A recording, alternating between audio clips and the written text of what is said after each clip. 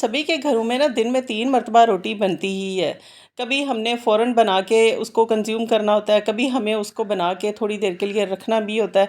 क्योंकि आगे जैसे कि विंटर अब आने वाले हैं, करीब ही हैं, जैसे कि गर्मी है वो अपने आखिरी सांसों पे है।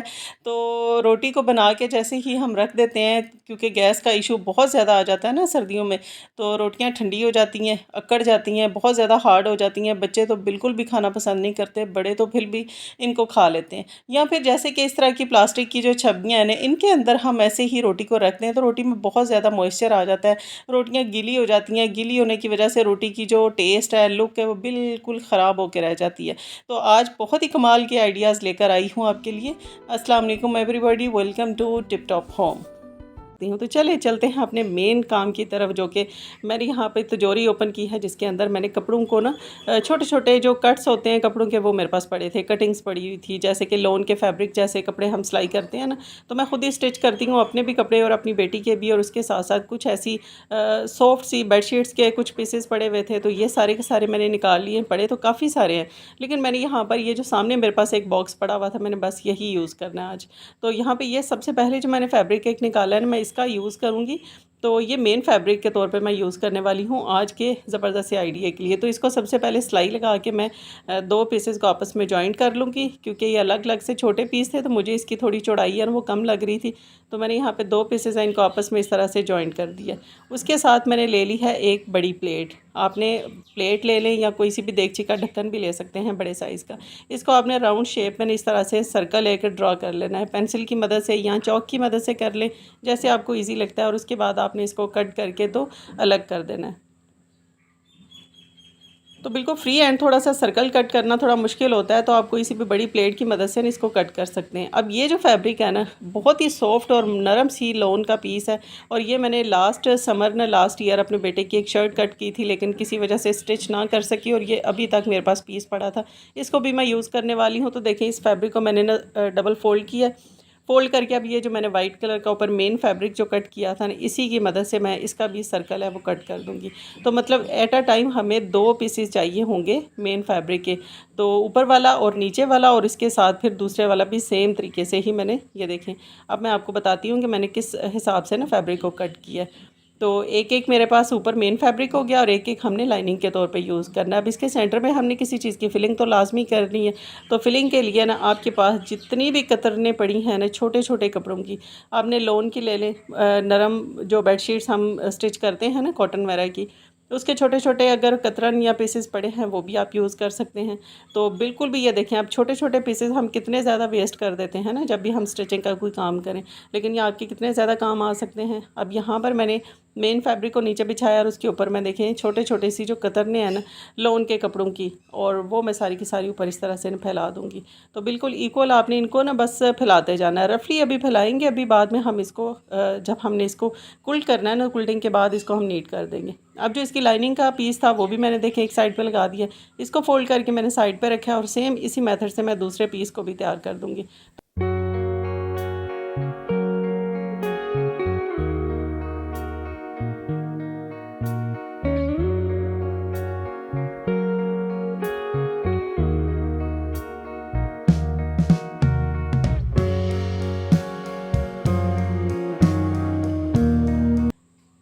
करने के बाद इसके लिए मैंने एक, ये भी मैंने लाइनिंग कट की थी, लेकिन ये मैं यूज़ नहीं कर रही, तो मेन ये वाली लाइनिंग मैंने यूज़ की है, जो लाइट ग्रे से शेड में नज़र आ रही है। और अब चलते हैं अपनी सिलाई मशीन की तरफ। तो मैंने सिलाई मशीन आज नीचे ही रूम में रखी हुई है, और यहीं पर बैठ के मैं अपने ये वाला प्रोजेक्ट है ये तैयार कर रही हूँ, साथ में आपके साथ भी शेयर कर रही हूँ। तो आपके लिए भी ना बहुत ही यूज़फुल ये आइडिया है, आप भी लाजमी इसको अपने घर पे ना बिल्कुल ज़ीरो कॉस्ट में रेडी कर सकते हैं। अब देखिए, पूरा मैंने प्रोजेक्ट तैयार करने, मैंने कहीं पर भी अपने बिल्कुल न्यू कपड़े का यूज़ नहीं किया। बस छोटे-छोटे से पीसेस जो आपके पास पड़े होंगे, बस उन्हीं का आपने यूज़ करना है। और बहुत ही कमाल की एक ना बहुत ही ज़बरदस्त यूज़ में आने वाली चीज़ आप घर पे इजीली तैयार कर सकते हैं। तो इसको अब मैं कुल्ट कर रही हूँ। रफ़ली मैंने इसके बस ना क्रॉस में इस तरह से लाइन्स लगा दी हैं, स्टिच कर दिया इसको। उसके बाद राउंड शेप में इस तरह से सर्कल में घुमाते हुए इसको आपने सिलाई लगानी है, ताकि इसके जो एजेस हैं ये भी सारे अच्छे से कुल्ट हो जाएँ। और ये देखें, कुछ इस तरह से मैंने इसके ऊपर ना कुल्टिंग की है। आप चाहें तो इसके अंदर ब्लॉक्स का भी डिज़ाइन बना सकते हैं, या कोई सा भी जो आपको पसंद हो वो आप इसके अंदर ना कुल्ट कर सकते हैं। इसको भी मैंने सर्कल में देखिए इस तरह सिलाई कर दिया है। और अब मैं जितना भी ये जो एक्स्ट्रा फैब्रिक इसके बढ़ा हुआ बाहर छोटे छोटे पीसेस आपको नज़र आ रहे हैं, ये कट करके रिमूव कर देंगे। अगर ये मैं पहले कर देती तो क्विल्टिंग के दौरान ना थोड़ा फैब्रिक है वो थोड़ा खिंचाव में तो आता ही है सिलाई के साथ, तो ये आपने बाद में ही इनको कट करना है। अब ये देखिए दो मेरे पास ना मेन फैब्रिक्स हैं वो रेडी हो चुके हैं। अब ये एक ट्राउज़र का पीस था रेड कलर का, इसका मैं यूज़ करूँगी और इसको मैंने आड़े रुख पे मतलब तिरछा मैंने इसको कट करना है। तो तकरीबन ये 1.5 इंच की मैं इसके अंदर से ना पट्टियाँ कट कर दूँगी, जिसके साथ हमने पाइपिंग करनी है। तो जब भी आप सर्कल में पाइपिंग करें ना, जैसे आप अपनी कुर्ते वगैरह की शर्ट की बैक वाला जो गला बनाते हैं उसके लिए आप तिरछी पट्टी को कट करते हैं, आपने सेम उसी तरीके से ना आड़े रुख में इसको ना पट्टी को कट कर लेना है। उसके बाद देखिए एक साइड के ऊपर मैंने मार्क किया है और वहाँ से मैंने इसको मेजर करना स्टार्ट किया है। इसका पूरा राउंड आपने ना हल्के हल्के हाथ से देखिए छोटे छोटे से स्टेप्स आपने इसको इस तरह से लेते जाना है और इसको आपने अच्छे से ना मेजर कर लेना है कि ये कितनी आपके पास मेजरमेंट्स आ जाएंगी। तो ये मेरे पास तकरीबन 32 इंच आई थी, तो मैं यहाँ पर 34 इंच की नेक और 4 इंच मैंने चौड़ी एक पट्टी ली थी और इसको डबल फोल्ड करके सिलाई लगा दूँगी। तो ये मेरे पास डबल फोल्ड होकर सिलाई होने के बाद ये 2 इंच की तैयार पट्टी मेरे पास एक रेडी हो जाएगी। अब इस चौड़ी 2 इंच चौड़ी पट्टी का ना यूज़ हम कहाँ करने वाले हैं वो भी मैं आपको बताती हूँ। सबसे पहले तो हम इसको ना सीधा कर लेंगे। तो सीधा करने के लिए देखें एक साइड से मैंने ना इसकी एक साइड जो है वो बंद कर दी थी सिलाई की मदद से, तो वहाँ से मैंने कैंची की मदद से देखें इस तरह बड़े ही ईजीली इसको सीधा कर दिया। उसके बाद आप इसको चाहें तो प्रेस कर लें, चाहें तो कुछ इस तरह से ना इसकी सिलाई की थोड़ी सी क्रीज़ है वो ओपन कर सकते हैं जैसे मैं कर रही हूँ। तो अब मैंने उसका यूज़ हम बाद में करेंगे, तो उससे पहले मैं आपके साथ जो शेयर कर रही हूँ वो मैंने जो पाइपिंग के लिए स्ट्रिप्स कट की थी उनको मैंने लेंथ वाइज ने इस तरह से आपस में जॉइंट कर लेना है। क्योंकि मेरे पास फैब्रिक थोड़ा सा कम था तो छोटी छोटी सी मैंने उसके अंदर से पट्टियाँ कट की थी, तो उनको जोड़ के मैं एक लंबी सी पट्टी तैयार कर लूँगी, जिसकी मदद से हमने जो सर्कल रेडी किए थे ना उनको मैंने पाइपिंग करनी है। अब इसकी जो उल्टी साइड है वहाँ से आपने पाइपिंग को रखना है इस तरह से, और आपने स्टार्ट पे आपने 1/2 इंच का ना कपड़ा फोल्ड कर देना है, क्योंकि बाद में जब हम इसको सीधा करेंगे तो इसकी जो एंडिंग पॉइंट होगा ना वो बहुत ही नीट लुक देगा। तो आपने स्टार्ट से इसको थोड़ा सा फोल्ड करना है कपड़े को, और इसके बाद आपने बिल्कुल किनारे किनारे पे 1/2 इंच के ना मतलब गैप छोड़ के 1/2 इंच के मार्जिन से आपने इसको सिलाइयाँ लगाते जाना है, और आपने राउंड शेप में पूरी आपने ये पट्टी या ना पाइपिंग की आपने अटैच कर देनी है। तो जब भी इस तरह की कोई चीज़ बनाने के लिए बैठे ना बहुत ही कम टाइम लगता है, बस आपके पास एक परफेक्ट आइडिया होना चाहिए। तो वो मैं आपके साथ आज की वीडियो में तो शेयर कर ही रही हूँ ना, तो इसको आप लाजमी फॉलो कीजिएगा। अब देखें इसको मैंने सीधी साइड पर इस तरह से कपड़े को टर्न करना है। आपने इसको इस तरह से फोल्ड करते जाना है और पाइपिंग को आपने सर्कल में ना छोटे छोटे से आपने इसके स्टेप्स इस तरह फोल्ड करने और सर्कल में राउंड शेप में आपने इसको सिलाई लगाते जाना है। बिलीव मी एक भी चुनट्स नहीं आएंगे, और ये सबसे आसान मेथड है। आपने किसी भी राउंड शेप के ऊपर अगर पाइपिंग करनी है ना तो ये बहुत ही ईजी सा मेथड है कि इसको अगर जो बच्चियाँ बिगनर्स हैं ना जो स्टिचिंग का काम तो करने का शौक़ रखती हैं लेकिन जानती नहीं करना कैसे, तो वो भी इस तरीके से राउंड शेप में पाइपिंग कर सकती हैं। तो ये देखें मैंने कितने अच्छे तरीके से दोनों पीसेस के ऊपर ना पाइपिंग है और राउंड शेप में वो करके तो इनको रेडी कर दिया है। और इतना ये सॉफ्ट सा फैब्रिक है क्योंकि सारे पीसेस मैंने लोन के यूज़ किए हैं, तो बहुत ही कमाल का एक नरम सा फैब्रिक रेडी हुआ है।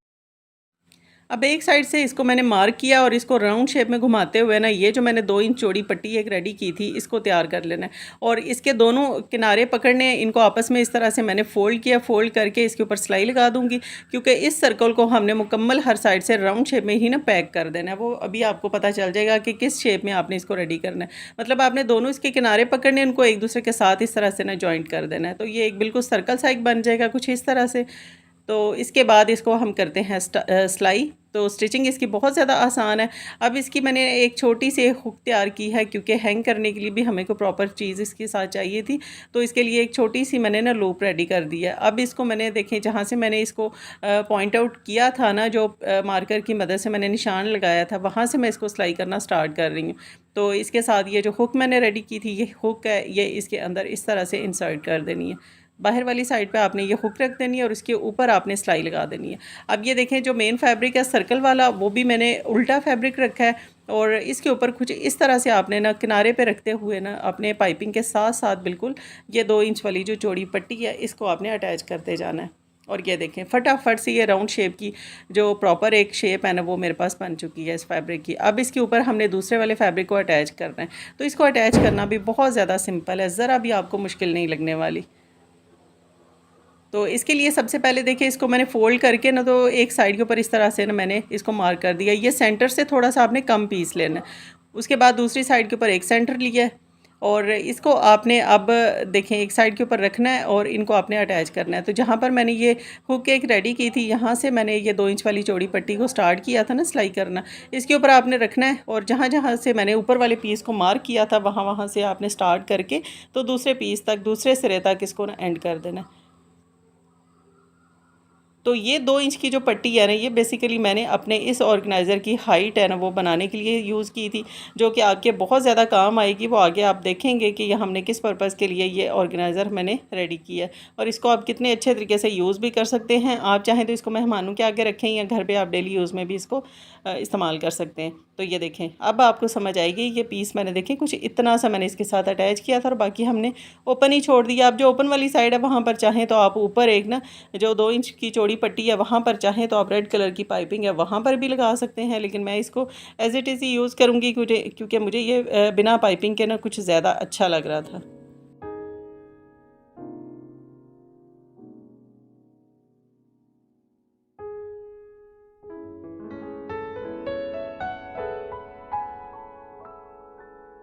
अब ये आ गई इसकी फ़ाइनल लुक। मैंने यहाँ पर पाइपिंग का यूज़ नहीं किया, आप चाहें तो कर सकते हैं विदाउट ज़िप।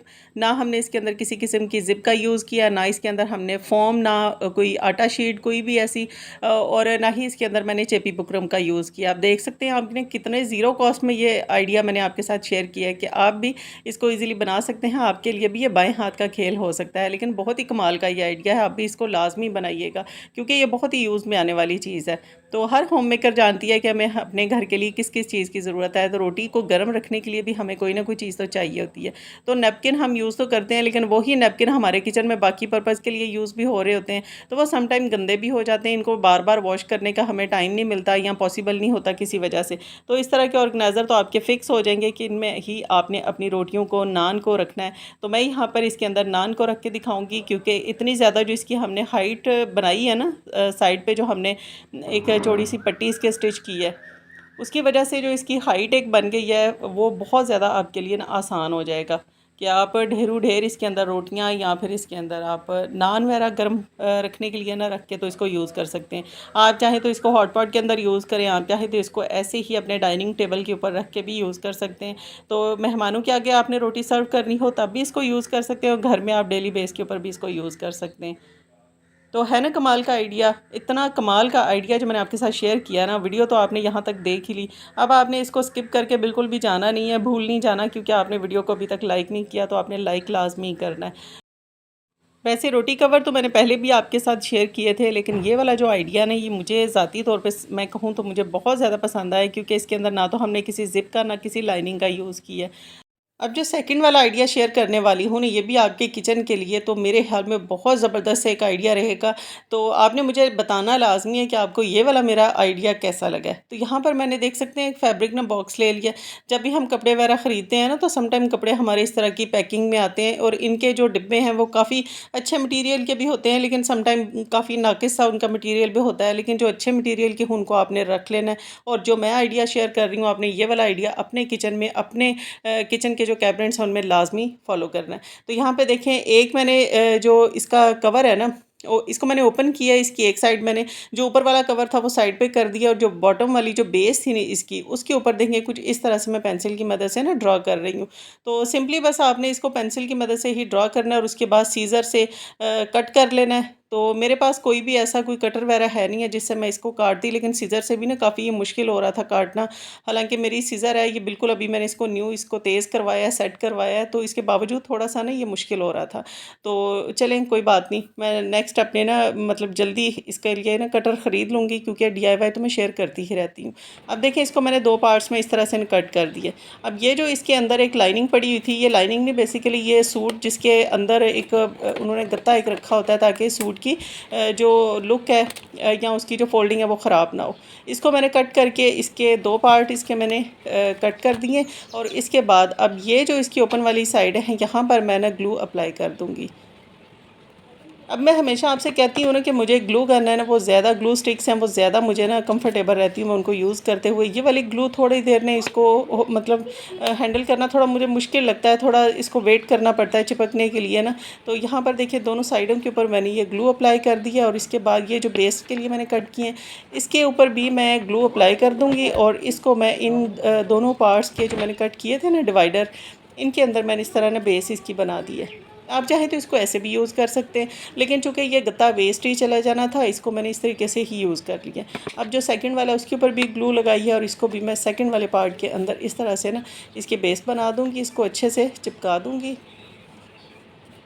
अब इसको हमने यूज़ कैसे करना है, ये ऊपर वाली जो लिड है इसके अंदर आपने इन दोनों डिवाइडर को इस तरह से एक दूसरे के ऑपोजिट साइड पे रखना है। अब देखिए कितना ज़बरदस्त ये डिवाइडर बन गया, मतलब दो इसके पार्ट्स ऐसे आपस में डिवाइड हो गए हैं। बॉक्स तो हमारे पास सेम वही है, एक ही है। अब इसको आपने कहाँ कहाँ यूज़ कर सकते हैं वो मैं आपको बताऊँगी, और बहुत ही कमाल की चीज़ है। बिलीव मी, इस तरह की कितनी सारी चीज़ें हम ना ऐसे ही वेस्ट कर देते हैं, लेकिन अगर थोड़ा सा दिमाग के ऊपर ज़ोर डालें ना, तो बहुत सारी चीज़ें उनसे ना हम घर पे ही बिल्कुल ज़ीरो कॉस्ट में तैयार भी कर सकते हैं।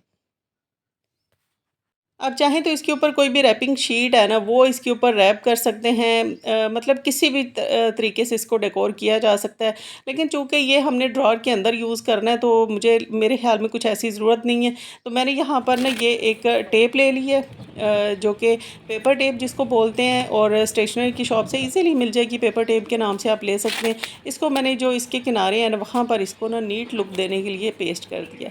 तो मैंने इसकी डबल डबल लेयर्स लगाई हैं। एक तो ये थोड़ी मजबूती में आ जाएगा हमारा ऑर्गेनाइज़र, मतलब इधर उधर हिलेगा नहीं। और दूसरा इसके जो कॉर्नर्स हैं ना, ऊपर वाले जो इसके एजेस आपको नज़र आ रहे हैं, ये सारे बहुत ही नीट लुक में आ जाएंगे। मतलब अलग अलग से दो पार्ट में इस तरह से नज़र नहीं आएगा, ऐसे लगेगा जैसे ये प्रॉपर हमने इसी पर्पज़ के लिए ने इसको तैयार करवाया है। तो ये देखिए हमारा ऑर्गेनाइज़र बिल्कुल कंप्लीट हो चुका है। अब इसको यूज़ कहाँ करने वाली हूँ, मैं ना असल में जितने भी मेरे पास कटलरी के मतलब जो सेट हैं, या फिर खुले चम्मच वगैरह जब भी हम लेकर आते हैं ना, तो कुछ तो हमारे किचन में यूज़ हो जाते हैं, लेकिन जो हमने ऐसे ही अलमारियों में या ड्रॉअर में रखने होते हैं ना, जो कि कभी कभी हमारे यूज़ हो रहे होते हैं, क्योंकि इतनी ज़्यादा बर्तनों की क्वान्टिटी हम किचन में एक ही टाइम में यूज़ तो नहीं कर सकते ना। तो ये चम्मच मैं इस तरह के ऑर्गेनाइज़र में रखती हूँ। ये काफ़ी टाइम मैंने बनाया था, तब तो मेरे पास ये मेरा चैनल भी नहीं था, तब ये ऑर्गेनाइज़र मैंने बनाया था, लेकिन तब से मैं अपने इसी काम के लिए इसको यूज़ कर रही हूँ। और अब चलते हैं, मैं इनको ऑर्गेनाइज़ करने वाली हूँ, जिसमें मैं सारे बर्तन वगैरह रखती हूँ ना जिस अलमारी के अंदर, उसके ड्रॉअर के अंदर मैं यूज़ करने वाली हूँ। आप चाहें तो इसको किचन के जो कैबिनेट्स हैं उनके ड्रॉअर में भी इसको यूज़ किया जा सकता है। तो मेरे किचन के अंदर तो ऐसी कोई स्पेस है नहीं जिसमें कि ड्रॉअर वगैरह लगे हों, वहाँ पे कैबिनेट्स तो उसके बड़े बड़े हैं, लेकिन ड्रॉअर वाला कोई सिस्टम नहीं है। तो अब देखें इसको मैंने रखा है, और अब देखें मैं इसको मतलब डिवाइड कर दूँगी। मेरे जो बड़े जो सर्विंग स्पून्स हैं वो सारे मैंने एक पार्ट में रख दिए हैं, और सेकंड वाले के अंदर मैं थोड़ी सी ना इनकी सेटिंग करने वाली थी चम्मच की, लेकिन आखिर कितने दिन तक ये सेटिंग चलने वाली है, जैसे ही हम यूज़ करेंगे फिर से इधर उधर मिक्स हो जाएंगे। तो चलें 2 से 4 दिन के लिए अपने दिल की तसल्ली के लिए तो इनको हमने अच्छे से ऑर्गेनाइज़ करके ही रखना है। तो मैंने ये सारे के सारे चम्मच एक साइड पे रख दिए। अब ये सेकंड वाला ड्रॉअर है उसको मैंने कुछ इस तरह से सेट किया है, और ये मैंने आपके साथ शेयर किया। और इधर वाले के अंदर मैंने सारी बेकिंग की काफ़ी सारी चीज़ें रखी हुई हैं, जैसे कि जो मेजरिंग कप्स हैं, उसके बाद मेजरिंग स्पून्स हैं, और ये ब्रश वगैरह ऑयलिंग करने के लिए चीज़ों को, और ये शामी टिक्कियाँ बनाने के लिए एक सांचा मैंने रखा हुआ है। तो चलें ये मैंने तीनों के तीनों ही अच्छे तरीके से ना सेट कर दिए। तो मेरे ख़्याल में उन चीज़ों को डीआईवाई करना चाहिए जो कि आपके लिए यूज़फुल भी रहें, ना कि ऐसा कि 2-4 दिन आप यूज़ करें उसके बाद उनको वेस्ट कर दें। वीडियो अच्छी लगी तो लाइक ज़रूर कीजिएगा। अल्लाह हाफ़िज़।